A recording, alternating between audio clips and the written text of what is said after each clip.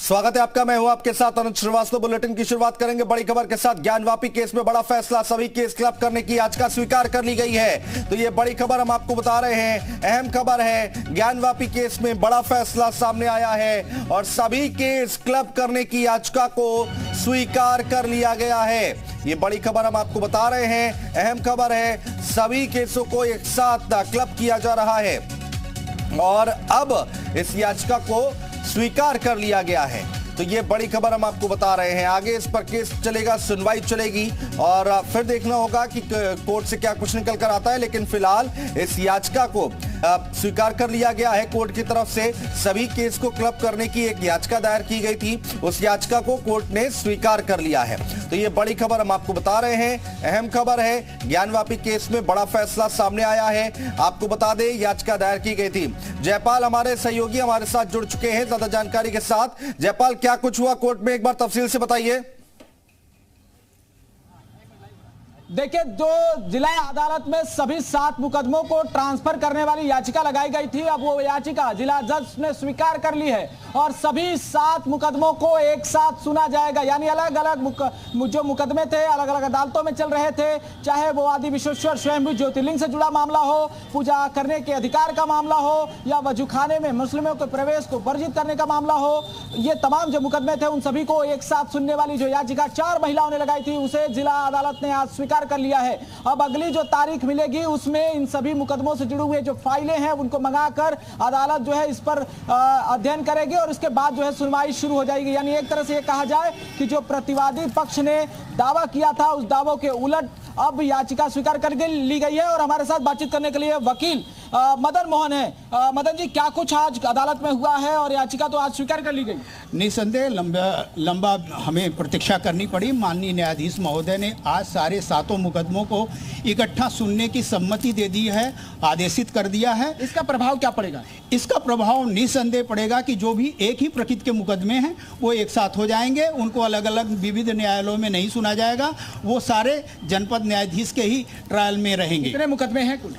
Total यहाँ पे जो 4 न्यायालयों में इस समय 20 मुकदमे चल रहे हैं और जिसमें हमने 7 मुकदमे जो एक ही नेचर, एक ही प्रकृति के थे, उनको माननीय न्यायाधीश महोदय के लिए प्रार्थना पत्र दिया गया था स्थानांतरण का। उस टीए पर उन्होंने सुनवाई करते हुए उनको मान्यता दे दी कि मैं यानी जनपद न्यायाधीश के रास्ता क्या होगा? निसंदेह वो सारे मुकदमे इकट्ठा होंगे और अब हम यानी हिंदू पक्ष और दोनों जो हमारे विपरीत हैं पक्ष के अधिवक्ता वो आर्ग्यू करेंगे कि किस लिए नहीं सुनने योग्य एक साथ, क्या इसमें हमारे पक्ष की हानि होगी। और हम तो माननीय न्यायालय से महोदय से निवेदन करेंगे कि एक साथ सुना जाए, जिससे यह लाभ हो कि न्यायालय का समय बचे, साक्षियों का समय बचे और अधिवक्ताओं का अनावश्यक एक्सरसाइज जो अलग अलग की जा रही है उसका प्रभाव न पड़े। तो देखिए, अब जो समय है अदालत का वो भी बचेगा और जिला अदालत इन मामलों की सुनवाई अब शुरू करने वाला है। ये ज्ञानवापी प्रकरण में एक नया मोड़ भी साबित हो सकता है, क्योंकि अलग अलग मुकदमे अलग अलग न्यायालयों में चल रहे थे, चाहे वो फास्ट ट्रैक में हो या फिर और भी जो न्यायालय हैं उनमें मुकदमे चल रहे थे। इन सभी को अब जिला जज की निगरानी में ही याचिका स्वीकार करके सुना जाएगा और अब जो है ज्ञानवापी केस से जुड़े हुए जो 7 मुकदमे हैं उनको एक साथ सुनने वाली याचिका स्वीकार कर ली गई है। ये अब तक की सबसे बड़ी खबर जो बनारस से निकल के आ रही है और अदालत लंबे समय से इस फैसले को टालती रही है, लेकिन आज ये याचिका स्वीकार कर ली गई थी और इस आदेश को सुरक्षित भी रख लिया गया था।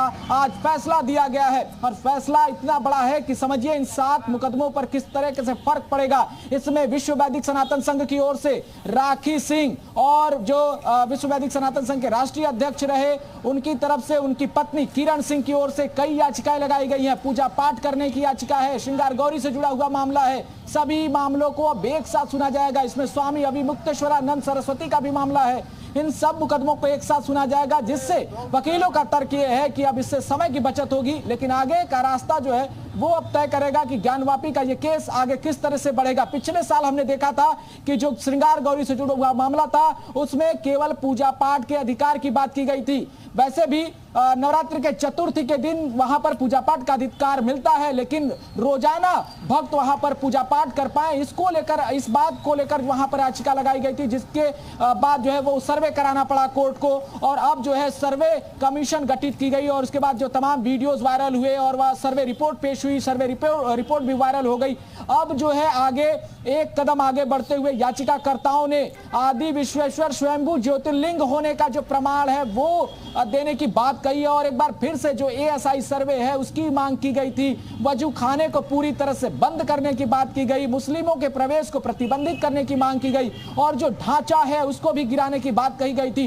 तो कहीं ना कहीं इन सब मामलों को एक बार फिर से जिला अदालत के सामने रखा जाएगा और सबूतों के साथ रखा जाएगा। हिंदू पक्ष अपनी दलीलें पेश करेगा, मुस्लिम पक्ष उसका विरोध करेगा और इसके पक्ष में क्या कुछ और तर्क दिए जा सकते हैं, इन सभी तर्कों को अदालत अब सुनेगी और सुनने के बाद इस पर अब एक नया फैसला भी जल्द आ सकता है। यानी ज्ञानवापी मामले को लेकर वाराणसी की कोर्ट ने एक नया मोड़ दे दिया है और अब देखना होगा कि इस मामले को लेकर अदालत आगे कैसे बढ़ती है, फाइलों को किस तरह से देखा जाता है। सातों मुकदमों का नेचर एक है, इस बात को लेकर अदालत सहमत हो गया है और आगे की जो प्रक्रिया होगी अब अदालत में दोनों पक्षों के वकील अपने अपने तर्क रखेंगे और इसके बाद जो है वो सुनवाई शुरू हो जाएगी। अनुज बिल्कुल जयपाल रही आप हमारे साथ। तो बड़ी खबर हम अपने दर्शकों को बता रहे हैं, ज्ञानवापी केस में बड़ा फैसला लिया गया है कोर्ट की तरफ से। ये बड़ी खबर हम आपको बता रहे हैं, बड़ा फैसला सामने आया है। सभी केस क्लब करने की याचिका स्वीकार कर ली गई, यही बड़ी खबर हम आपको बता रहे हैं। सभी केस, जितने भी केस है सबकी सुनवाई एक साथ होगी। 7 केस को एक साथ क्लब करने की थी याचिका और जैसा कि जयपाल बता रहे हैं कि कोर्ट ने मान लिया है कि जितने केस हैं वो सारे केस जितने हैं उनका नेचर एक ही है और इस वजह से सबकी सुनवाई एक साथ होगी। ज्ञानवापी केस में बड़ा फैसला, सभी केस क्लब करने की याचिका स्वीकार कर ली गई है। 7 केस कौन कौन है वो हम आपको बता रहे हैं। लक्ष्मी देवी बनाम श्री आदि विश्वेश्वर, लक्ष्मी देवी बनाम मां गंगा, लक्ष्मी देवी बनाम स्वामी अभिमुक्तेश्वरानंद, लक्ष्मी देवी बनाम विश्वेश्वर, लक्ष्मी देवी बनाम सत्यम त्रिपाठी, लक्ष्मी देवी बनाम मां श्रृंगार गौरी, लक्ष्मी देवी बनाम नंदी महाराज। जयपाल हमारे सहयोगी हमारे साथ जुड़ चुके हैं, लगातार जुड़े हुए हैं। जयपाल, यहां पर जो 7 केस हैं, अगर हम केवल उनकी बात करते हैं तो उन 7 याचिकाओं में क्या कुछ कहा गया है, उसमें क्या कुछ है, ग्राउंड के तैयार किया गया है? देखिए ये अनुज जरा टेक्निकल मामला है और इसके लिए हम चलते हैं ज्ञानवापी से जुड़े हुए जो पुराने वकील हैं मदन मोहन के पास। अब ये इन चीजों को डिटेल में जरा समझाएंगे। जरा ये बताइए कि जो 7 मुकदमे हैं उनका ग्राउंड क्या है, किस तरीके से उसे पेश किया जाना है अदालत में और क्या आगे होगा? चूंकि ट्रायल कोर्ट यानी उसका सर्वा जनपद न्यायाधीश होता है और CPC के सेक्शन 24 में यह विशेषाधिकार माननीय न्यायाधीश को है कि यदि एक ही रकबे के, एक ही प्रकृति के कई मुकदमे हैं तो उनको वो क्लब कर सकते हैं, समेकित कर सकते हैं। यही सबसे बड़ा इस विषय का ग्राउंड बन रहा है कि ये सारे मुकदमे इकट्ठा कर दिया जाए, क्योंकि ये जनपद न्यायाधीश की भी जिम्मेदारी होती है कि कोर्ट के अधिक से अधिक संसाधनों का बचाव किया जाए, ढेर सारे साक्षियों को एविडेंस के और ढेर सारे अधिवक्ताओं के एक्सरसाइज को, कई न्यायालयों के जो अनावश्यक इतने बड़े बोझ रहते हैं उनको कम किया जाए। यह नैसर्गिक न्याय का सब्जेक्ट है। इस माननीय न्यायाधीश उन सारे मुकदमों को इकट्ठा करते हैं।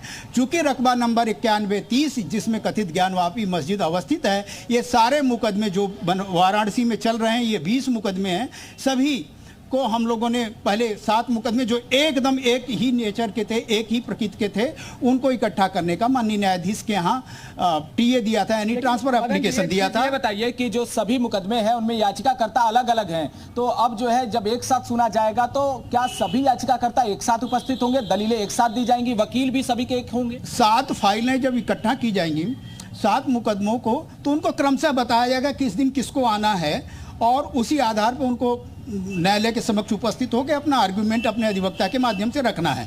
तो इस नाते हम लोग आशान्वित हैं कि जब माननीय न्यायाधीश महोदय इस सारे मुकदमों का ट्रायल एक ही कोर्ट में करेंगे, उनका विचारण करेंगे, तो ऐसी दशा में सहूलियत होगी। और सब इस फैसले की आप लोग उम्मीद कर रहे थे, जो फैसला आ गया, क्योंकि लंबा इंतजार कराया गया, तारीखें बदली गई, बार बार तारीख पर तारीख मिलती रही। यह करोड़ों हिंदुओं की आस्था से बिल्कुल जयपाल, बहुत शुक्रिया हमारे साथ जुड़ने के लिए, तमाम बातचीत करने के लिए और तमाम